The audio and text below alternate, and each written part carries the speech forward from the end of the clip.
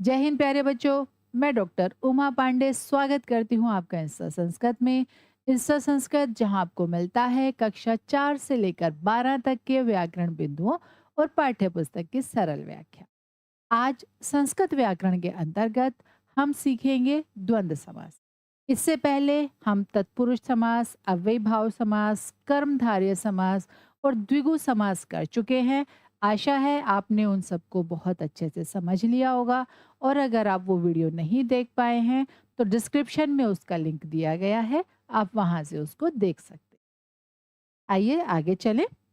द्वंद्व समास जिसकी परिभाषा है उभय पदार्थ प्रधानो द्वंद्वः, अर्थात इस समास में दोनों पद अथवा दो से यदि अधिक पद भी हैं तो वो भी है ना। तो दोनों पद या जितने भी पद हैं उन सभी पदों की प्रधानता होती है। एक बार फिर से समझते हैं क्या। उभय पदार्थ प्रधानो द्वंद्वः, अर्थात जिस समास में दोनों पदों के अर्थ प्रधान होते हैं। अगर दो पद हैं तो दोनों पदों के अर्थ, और अगर दो से अधिक हैं तो उन सभी पदों के अर्थ है ना प्रधान होते हैं, वहां पर क्या होता है द्वंद्व समास। द्वंद्व समास मुख्य रूप से तीन भागों में बांटा जाता है या उसके तीन प्रकार होते हैं। एक इतरेतर द्वंद्व, दूसरा समाहार द्वंद्व और फिर एक शेष द्वंद्व। देखिए वैसे तो इनके नाम से भी हमें पता चल रहा है कि इन तीनों की अपनी क्या विशेषता है। क्या क्या विशेषता है ऐसा देखते हैं। जैसे इतरेतर द्वंद्व, अब देखिए इतरेतर, इतर और इतर, अगर हम इसी शब्द को देखें, इतर और इतर मतलब वो दो शब्द जो अलग अलग दिखते हैं, अलग अलग रूप से जुड़े होते हैं और दोनों की अपनी प्रधानता है ना। और इसी तरह से समाहार द्वंद्व, समाहार अर्थात समूह, जो द्वंद्व मतलब जुड़े हैं और समूह का बोध कराते हैं। हुँ? और इसी तरह एक शेष द्वंद्व मतलब समास तो है, द्वंद्व तो है, जुड़ा तो है, लेकिन फिर क्या है उसमें एक शेष रह जाता है। ठीक है। अब इसको और विस्तार से समझते हैं, देखते हैं इन तीनों की अपनी क्या विशेषताएं हैं और क्या क्या इनके अंतर हैं। हुँ? सबसे पहले इतरेतर द्वंद्व, इस समास में दो या दो से अधिक पदों का योग होता है, या तो दो का होगा या दो से अधिक का होगा। हम्म? इसमें दोनों पद प्रधान होते हैं, दोनों पद हैं तो दोनों प्रधान हैं, और दो से अधिक हैं तो वो भी। दूसरा नियम क्या कहता है, इस समास में यदि दो पद हैं तो समस्त पद द्विवचन में होता है। अगर दो पदों का समावेश है, दो पदों को जोड़ा गया है, तो क्या होगा, किससे होगा, उसका जो समस्त पद होगा वो द्विवचन में होगा। और यदि दो से अधिक पद हैं तो समस्त पद बहुवचन में बनता है। दो से अधिक पद हैं तो जो उसका समस्त पद होगा वो बहुवचन में होगा। ठीक है। अब तीसरा नियम क्या कहता है, तीसरा नियम कहता है कि द्वंद्व समास में जो भी अंतिम पद होता है, जो भी पद अंतिम होगा, पुल्लिंग हो, स्त्रीलिंग हो या नपुंसकलिंग हो, जो भी होगा, जो भी उसका लिंग होगा, उसी के अनुसार पूरे समास का लिंग होता है। मतलब यदि अंतिम पद पुल्लिंग में है तो जो हम समस्त पद बनाएंगे वो पुल्लिंग में बनाएंगे। यदि अंतिम पद स्त्रीलिंग में है तो समस्त पद किसमें बनेगा, स्त्रीलिंग में बनेगा। और यदि अंतिम पद जो है नपुंसक लिंग में है तो समस्त पद हमारा किस में बनेगा, फिर नपुंसक लिंग में बनेगा। मतलब जो भी अंत वाला जो पद होगा उसी के अनुसार पूरे समास का जो हम समस्त पद बनाएंगे उसका लिंग निर्धारित होगा। अब इसके उदाहरण देख लेते हैं। जैसे राम लक्ष्मणौ, तो रामः च लक्ष्मणः च। अब देखिए इसका विग्रह को यदि हम देखें तो रामः च लक्ष्मणः च, एक तो क्या होता है द्वंद्व समास में च से पदों को जोड़ा जाता है। जब भी पदों को जोड़ने की बात होती है तो च से उसको जोड़ा जाता है, और जब उनका विग्रह किया जाता है तो च को हटाकर और उनको जोड़ दिया जाता है पदों को, तो उसका समस्त पद बन जाता है। पहले पद की विभक्ति को हटाकर और जो दूसरा पद है सिर्फ उसमें विभक्ति लगाई जाती। और दूसरे पद में विभक्ति कैसे लगाई जाती है वो अभी अब बताया ही था क्या, कि यदि दो पद हैं तो द्विवचन में, और यदि दो से अधिक पद हैं तो बहुवचन की विभक्ति लगाई जाती है। ठीक है। उसके बाद अब इसका अगला उदाहरण देखते हैं।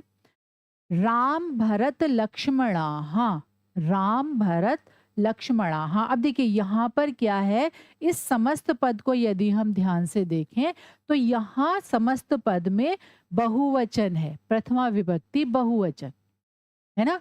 क्यों? क्योंकि यहाँ पर तीन पदों का समावेश है। इस समस्त पद में तीन पदों का समावेश है। कौन कौन से हैं? रामः च, भरतः च और लक्ष्मणः च। है ना? क्या था हमारा दूसरा नियम था ना कि यदि समास में दो पद हैं तो समस्त पद द्विवचन में होगा, जैसा कि हमारे इस पहले वाले समास में है, पहले वाले उदाहरण में है। और यदि दो से अधिक पद हैं तो समस्त पद बहुवचन में होगा, जैसा कि दूसरे वाले उदाहरण में स्पष्ट किया गया है। क्या? रामः च, भरतः च, लक्ष्मणः च। तो इसका समस्त पद क्या बना हमारा? राम भरत लक्ष्मणाः। ठीक है। फिर फल पुष्पाणि। अब इसका विग्रह क्या होगा? फलानि च पुष्पाणि च। फलानि च पुष्पाणि च। अब इसको भी जरा ध्यान से समझ लीजिए। क्या? कि देखिए फल पुष्पाणि, फलानि च और पुष्पाणि च। तो यहाँ पर क्या किया गया है? पहले पद के वचन का लोप करके दूसरे पद में बहुवचन का प्रयोग किया गया है। और जब हमने इसका विग्रह किया तो क्या बना? फलानि च पुष्पाणि च। बहुत सारे फल और बहुत सारे पुष्प। ठीक। अगला उदाहरण, बसंत ग्रीष्मौ। अब क्या होगा? वसंतः च और ग्रीष्मः च। ठीक है। इसी तरह से गंगा यमुने। तो क्या होगा? गंगा च और यमुना च। अब देखिए यहाँ पर क्या है, ये समस्त पद स्त्रीलिंग में है, तो यहाँ पर दो नदियों के नाम दिए गए हैं। क्या? गंगा और यमुना। जब हमने इसका विग्रह किया तो गंगा च यमुना च, लेकिन जब हमने इसका समस्त पद बनाया तो समस्त पद इसका द्विवचन में बन गया, गंगा यमुने। यमुना आकारांत शब्द है तो इसलिए हमने आकारांत के अनुसार द्विवचन का यहाँ पर प्रयोग किया। ठीक है। अब मयूरी कुक्कटौ। अब देखो यहाँ पर पहला शब्द मयूरी क्या है हमारा? स्त्रीलिंग, और दूसरा कुक्कट क्या है? पुल्लिंग। लेकिन यहाँ पर क्या है, जो बाद वाला जो हमारा पद है उसके अनुसार समस्त पद दिया गया है। मयूरी कुक्कटौ, है ना? पुल्लिंग के अनुसार इसका विग्रह क्या होगा? मयूरी च और कुक्कुटः च। ठीक। समझ आया इतरेतर द्वंद? इतरेतर द्वंद में क्या होता है, एक बार फिर से इसके नियम को समझते हैं। इस समास में दो या दो से अधिक पदों का योग होता है और इसमें दोनों पद प्रधान होते हैं। दोनों पद या तीनों पद, जितने भी पदों का उसमें समावेश किया जाता है। फिर इस समास में यदि दो पद हैं तो समस्त पद द्विवचन में होगा, जैसा कि पहले उदाहरण में है। और यदि दो से अधिक पद हैं तो समस्त पद बहुवचन में होगा, जैसा कि हमारे इस उदाहरण में स्पष्ट हुआ है। फिर इस द्वंद्व समास में जो भी अंतिम पद होता है उसी के अनुसार पूरे समास का लिंग होता है। जैसा हमने इस नीचे वाले उदाहरण से स्पष्ट किया। ठीक है। अब चलते हैं इसके अगले भेद की ओर। अगला भेद क्या कहता है हमसे? समाहार द्वंद।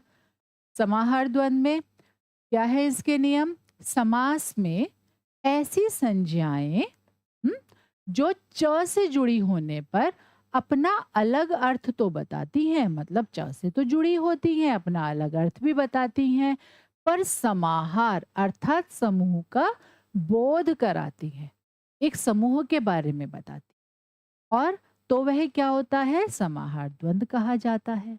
ठीक है। इस समास में जो पद होते हैं उनके अतिरिक्त अन्य पद भी छिपे हुए रहते हैं, मतलब जो पद यहाँ पर दिखाई दे रहे हैं उनके अनुसार और भी पदों का उसमें समावेश होता है। उन वो अपने जैसे और पदों के बारे में एक इशारा करते हैं, बताते हैं कि हाँ ऐसा है ना, अर्थात वे अपने अतिरिक्त अन्य पदों का भी बोध कराते हैं। मतलब जैसे यहाँ पर एक उदाहरण देखें, जैसे शरीर के अंगों के बारे में बात होती है, तो जैसे शरीर के अंगों में हाथ और पैर, तो हाथ पैर का नाम तो आ गया, लेकिन इसी तरह के और अंग भी, है ना, इस तरह से। अगला नियम क्या कहता है? यह समास हमेशा नपुंसक लिंग के एक वचन में होता है। ये चाहे इसमें कितने भी पद जुड़े होंगे, लेकिन इसका जो समस्त पद होगा वो नपुंसक लिंग के एक वचन में ही होगा। ठीक, अब इसका उदाहरण, हस्तपादम। तो क्या होगा? हस्तौ च पादौ च तयो समाहारः। तो हाथ और पैरों, हाथ और पैर और उनका समूह। देखो, हस्तौ मतलब द्विवचन, दोनों हाथ, पादौ दोनों पैर, उनका समूह। ठीक। आहार निद्रा भयम, आहारश्च निद्रा च भयंच, यहाँ तो 3 पद हैं। तयो समाहारः, उनका समूह, तो समस्त पद किसमें बना है? यहाँ नपुंसक लिंग के एक वचन। हम्म? इसी तरह छत्रोपाहनम, छत्रम च उपाहनम च तयो समाहारः। ठीक। देखिए यहाँ पर एक चीज और देखिएगा, छत्रम च उपाहनम च, जब इनको जोड़ा तो यहाँ संधि भी हो गई है, ऊ को ओ हो गया है, गुण संधि, है ना। रथिका अश्वारोहम, अब देखिए रथिका हाच और अश्वारोहाच। अब देखो यहाँ पर अगर जब हमने इसका विग्रह किया तो रथिका बहुवचन, अश्वारोहा है ना बहुवचन, लेकिन जब इसका समस्त पद बना तो नपुंसक लिंग के एक वचन में ही बना। मतलब विग्रह भले ही, विग्रह में भले ही बहुवचन का प्रयोग है, विग्रह में भले ही बहुवचन का प्रयोग किया गया है यहाँ पर, किंतु समस्त पद नियम के अनुसार नपुंसक लिंग के एक वचन में ही होगा। ठीक है, विग्रह के बहुवचन को देखकर कंफ्यूज मत हो जाना कि विग्रह में तो बहुवचन दिया हुआ है तो इसका मतलब यहाँ पर क्या होना चाहिए, यहाँ बहुवचन होना चाहिए समस्त पद में भी। नहीं, समाहार द्वंद्व का नियम क्या है कि भले ही उसमें कितने भी पदों का समावेश हो, जब वो समूह का बोध कराते हैं तो वो समूह जो उनका होगा वो नपुंसक लिंग के एक वचन में ही लिखा जाएगा, उसी में ही प्रदर्शित होगा। हम्म फिर सर्प नकुलम, सर्पश्च और नकुलश्च तयो समाहारः, सांप और नकुल उनका समूह। अब क्या कहते हैं? कहते हैं एक विशेष बात और, प्राणी, वाद्य, सेना के अंगों और स्वाभाविक वैर रखने वाले प्राणियों में यह समास होता है। अधिकतर समाहार द्वंद्व किन में देखा जाता है? प्राणियों में, वाद्यों में, सेना के अंगों में, स्वाभाविक वैर रखने वाले, जैसा कि यहाँ पर है ना, सर्प नकुलम, सर्पश्च नकुलश्च, तो जो स्वाभाविक वैर रखने वाले प्राणी हैं उनमें इस समास का प्रयोग किया जाता है। ठीक है, अब इसका अगला भेद वो भी समझ लेते हैं। क्या कहता है हमसे? वो है एक शेष द्वंद्व। एक शेष द्वंद्व जैसा इसके नाम से ही स्पष्ट हो रहा है, एक शेष मतलब एक ही शेष रह जाता है ना। क्या है इसके नियम? जब दो या दो से अधिक पदों में समास करने पर सामासिक पद, सामासिक मतलब समस्त पद, है ना, सामासिक पद अर्थात समस्त पद, समस्त पद में केवल एक ही शेष रह जाता है तो उसे क्या कहा जाता है? एक शेष द्वंद्व कहा जाता है। एक शेष द्वंद्व में केवल समान रूप वाले शब्द ही होते हैं। कैसे शब्द होते हैं? समान रूप वाले, मतलब जैसे माता च, पिता च, माता पिता, भाई बहन, और पक्षियों के बारे में बात होगी तो पक्षी ही होंगे, प्राणियों के बारे में बात होगी तो प्राणी ही होंगे, जानवरों के बारे में बात होगी तो जानवर ही होंगे, एक जैसे, है ना।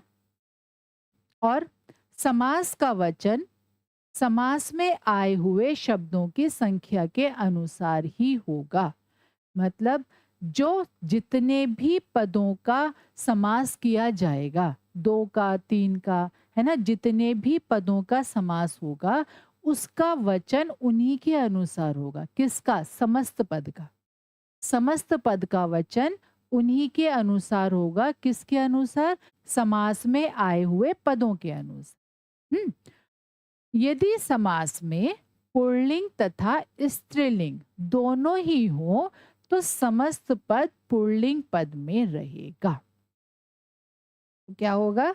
समस्त पद पुल्लिंग पद में ही रहेगा, है ना। अब इसका उदाहरण समझ लेते हैं। जैसे पितरौ। अब देखो, माता च पिता च। अब देखो यहाँ पर क्या है? माता और पिता। माता क्या है? स्त्रीलिंग, पिता है पुल्लिंग। लेकिन इसका जो समस्त पद है वो किस में है?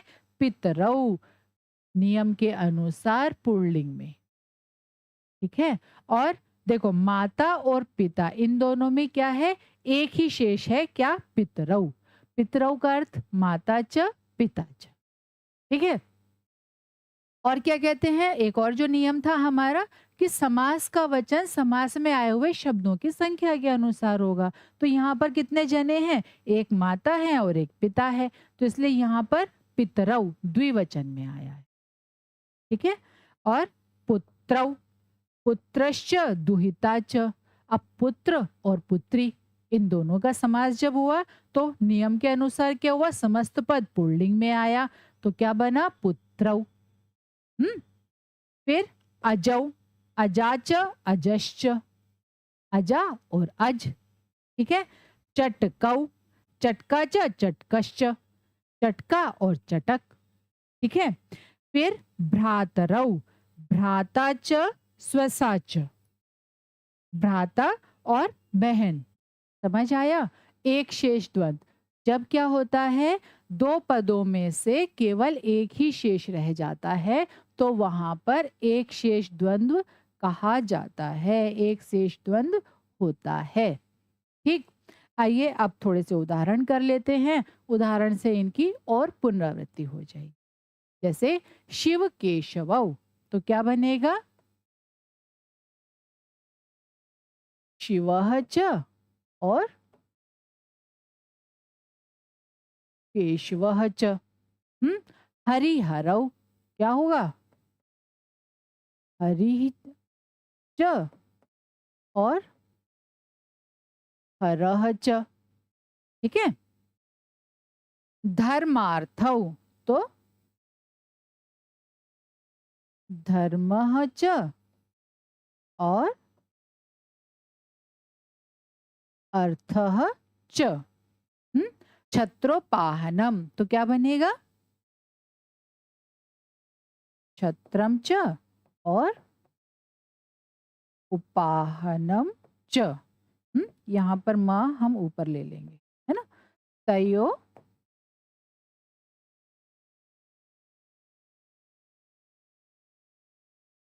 समाहारः, छत्रम च और उपाहनम च, तयो समाहारः। फिर पितामहौ।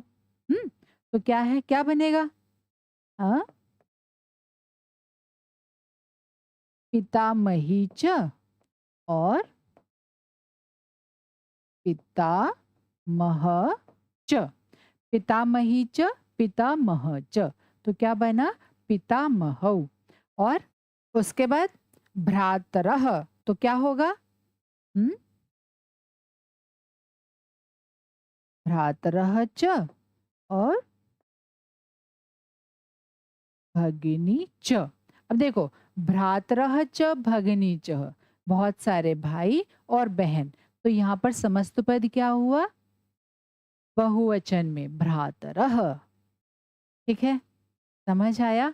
आइए, अच्छा आप देखते हैं इसमें कि इनका कौन सा भेद है। ये द्वंद्व समास के कौन कौन से भेद हैं, जरा एक बार ये भी देख लेते हैं। जैसे शिव केशवौ, तो शिवः च केशवः च, कौन सा समास हुआ ये? हम्म इतरेतर द्वंद्व। क्यों? क्योंकि यहाँ पर शिव को भी कहा गया और केशव को भी कहा गया है ना। इन दोनों को कहा गया है और दोनों का ही अस्तित्व है। तो यहाँ पर और दूसरी बात, समस्त पद जो है यहाँ पर द्विवचन में है। तो क्या हुआ? ये कौन सा समास हुआ? इतरेतर।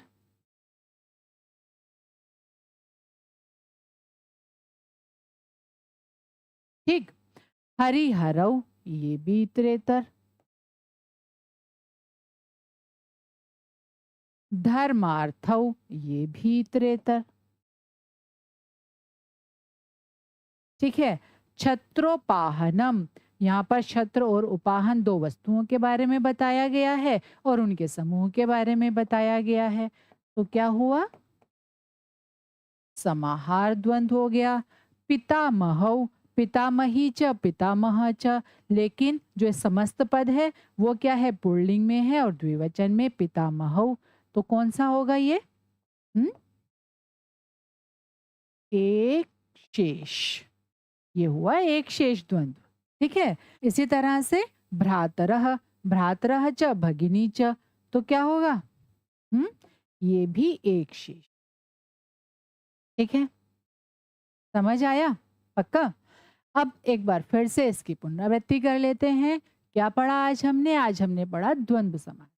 द्वंद्व समास जैसा कि इसके नाम से भी पता चलता है, जुड़ा हुआ, है ना? और द्वंद्व समास के कितने भेद होते हैं? 3 भेद होते हैं मुख्य रूप से। कौन सा? इतरेतर द्वंद्व, समाहार द्वंद्व और एक शेष द्वंद्व। और इतरेतर द्वंद्व जिसमें कि दोनों पद प्रधान होते हैं, या 3 पद हैं तो तीनों पद प्रधान होते हैं, और समस्त पद उसमें आए हुए पदों के अनुसार निर्धारित किया जाता है। उसके बाद समाहार द्वंद्व। समाहार द्वंद्व में हमने क्या समझा कि 2 या 2 से अधिक पद होते हैं और उनके समूह के बारे में, एक समूह का बोध कराते हैं। और इसका जो समस्त पद होता है वो हमेशा नपुंसक लिंग के एक वचन में पाया जाता है, या एक वचन में ही बनता है। उसके बाद एक शेष द्वंद्व जिसमें कि 2 या 2 से अधिक पद तो होते हैं, अधिकतर तो 2 ही पद होते हैं, और लेकिन उसका जो समस्त पद होता है वो पुल्लिंग के अनुसार होता है, और जितने पद उसमें मिले हुए होते हैं उसके अनुसार उनका वचन प्रयोग किया जाता है। जैसे पितरौ, माता च, पिता च, है ना? तो इसी तरह से हमने द्वंद्व समास के तीनों भेद, उसके नियम और उसके उदाहरणों को समझा, और अंत में अभ्यास कार्य के द्वारा उसकी पुनरावृत्ति भी की। आशा है आज की वीडियो आपको समझ में आई होगी। इसी तरह की सरल वीडियो के लिए जुड़े रहिए इंस्टा संस्कृत। जय हिंद।